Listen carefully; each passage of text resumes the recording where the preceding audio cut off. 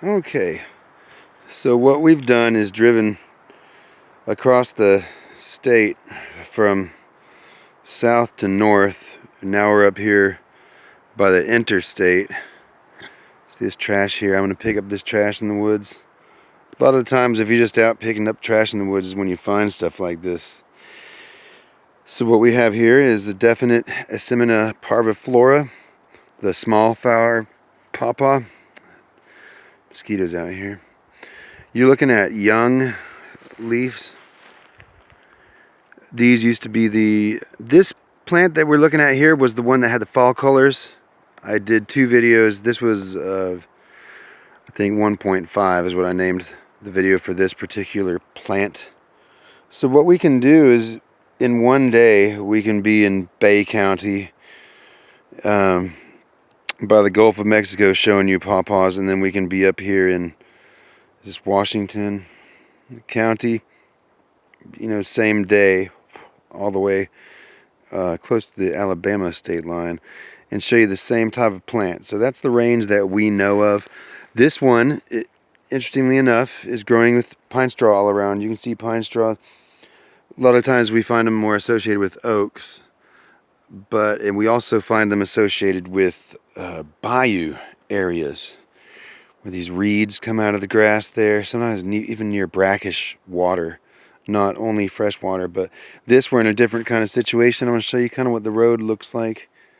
I just love these roads with the banks on the side where you can see it's been carved out a million times. It must have been a real old trail. You can find arrowheads on roads like this. So we're going to take a look at this tree here, and similarly to the other video, we got a lot of different phases of flowering. And as you know, my biggest problem is video quality involving camera focus. But I'm just going to take these videos anyway. There's not enough on YouTube yet about this, in my opinion. So if I can solve a little bit of that problem by giving you blurry videos, then I guess that's what I'm going to do. Just to show you that we do have them here. When I was first getting into pawpaws and things like that, I was just extremely happy to have found them myself. You really don't know at first if they grow in your area. You don't know who to ask. I'm speaking for myself, but I go to work and come straight home. There's not that, I don't have much interaction with people who are into what I'm into. So it's kind of neat to know that your state has these things. Aren't they beautiful flowers? If I could guarantee focus, we could look up inside of them and I could show you a lot of these features, but I just still don't have the great enough. I can take real good photography with this, but video isn't great with it. The greener they are, the younger they are. This is a very young flower here. I'm just going to be patient with it and see if maybe it figures out what I'm trying to see here. You can see that they get a little bit pubescent, a little bit of fuzz, but you can see the shocking color changes. It's just marvelous, the mixtures of the bright pinks, purples and greens all at once. How could we have missed this walking through the woods? Once you find one, you could just never understand how you used to be blind to them. And that's also why I do these videos, y'all, because I feel I'm a visual learner. I'm a little bit of everything learner, but I like to put my eyes on things. Then I know what I'm looking for. This is what y'all are looking for. It's March 11th, and you have these size leaves.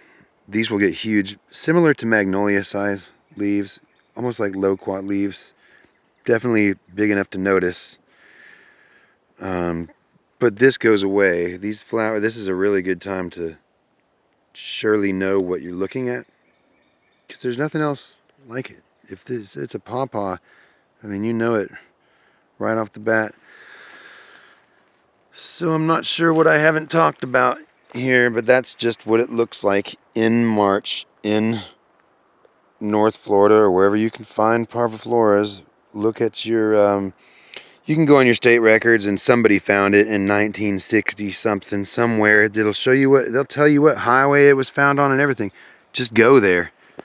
Get in your car on your day off. I got the day off. This is what we did.